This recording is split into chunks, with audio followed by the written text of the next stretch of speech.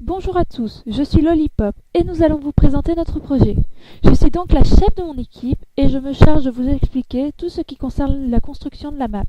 Et je me chargerai de l'organisation de la vidéo. Enzo, peux-tu te présenter? Oui, alors moi c'est Enzo, je me suis chargé des explications scientifiques et puis de la redstone avec Retox, je suis arrivé en cours de route. Donc moi je suis Rotox et je me suis occupé de la majorité de la map et surtout la redstone avec Skyhout. Je me suis occupé des déplacements des blocs pour donner une impression qu'ils sont poussés par le souffle d'air. Moi c'est Skyhout, je me suis occupé d'une partie de la redstone et j'ai aidé pour la construction de la map et pour les décors. Enzo va commencer à nous parler de la machine et de l'idée, puis on va l'expliquer plus en détail après. Enzo?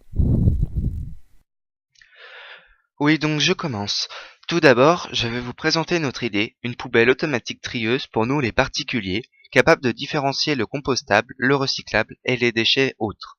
Dans cet exposé, nous aurions pu parler des fermes existantes déjà aux États-Unis, mais pas exportées dans le monde, plus connues sous le nom d'aérofarm, que nous avons décidé de ne pas intégrer notre machine, car ceci étant trop compliqué, nous nous sommes concentrés sur des choses qui ne vont pas tout changer en termes de place, de formation et autres.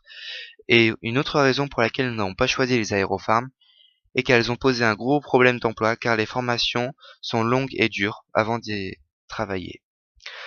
Et cela rendant beaucoup plus facile la compréhension et la réalisation de notre machine pour qu'elle reste tout de même écologique et vivable. Donc maintenant que nous avons fait cet aparté, revenons à notre projet et concentrons-nous dessus. Parlons un peu du fonctionnement de notre poubelle. Avant toute chose, il faut analyser la composition de nos déchets, et pour cela, un système existant va beaucoup nous aider, le SCIO, qui permet d'analyser la matière pour pouvoir les trier. Tout d'abord, quand nous mettrons nos objets à la poubelle, cette poubelle pourra reconnaître les composants de l'objet grâce à la science SCIO. Si c'est du métal, une matière dégradable mais non nocif, comme un trognon de pomme, du plastique, du verre ou autre, et fera le tri dans 5 bacs plastique, verre, papier, autres, compost. C'est là qu'une trappe s'ouvrira menant à différents tuyaux où ils seront poussés par une masse d'air que l'on aura comprimée, puis libérée pour que ça fasse une grande force pouvant pousser les objets. Comme ça, on n'utilise pas d'eau pour le déplacement. Ces différents tuyaux vont à 3 endroits. Le tuyau du compost ira dans une réserve à compost et fera des allers-retours entre la broyeuse et la salle de stockage pour la décomposition. Les déchets recyclables, séparés par des tuyaux, iront dans les poubelles de la pile que l'on connaît. Bleu pour le papier, vert pour le verre et jaune pour le plastique. Et les déchets autres iront dans la poubelle commune prévue à cet effet.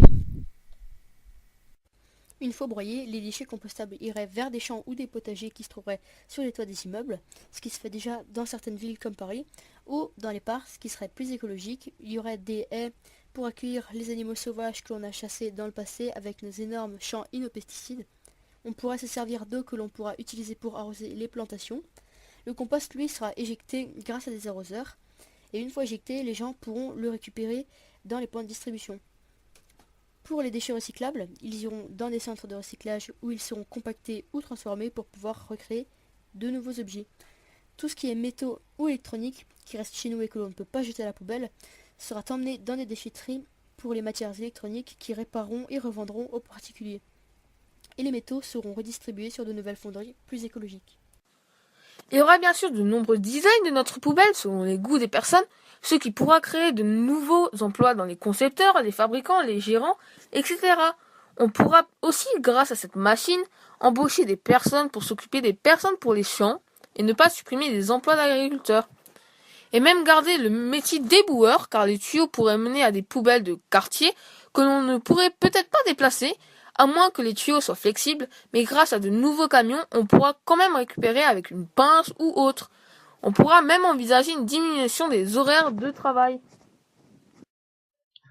En conclusion, notre machine créera des emplois qui seront écologiques, technologiques, sans détruire nos traditions, et que même s'il y a encore certains problèmes, notre machine pourra être perfectionnée sans pour autant tout détruire pour tout reconstruire. Nous vous remercions de nous avoir écoutés jusqu'à la fin. Nous avons beaucoup travaillé sur notre sujet, alors on compte sur vous pour les votes qui se passeront en décembre. Toute l'équipe en sera reconnaissante et n'hésitez pas à nous dire ce que vous en pensez, s'il y a des choses à améliorer, lesquelles, ou si vous n'êtes pas d'accord avec le projet, pourquoi. Je suis impatiente avec les autres de lire vos commentaires et n'oubliez pas, on compte sur vous.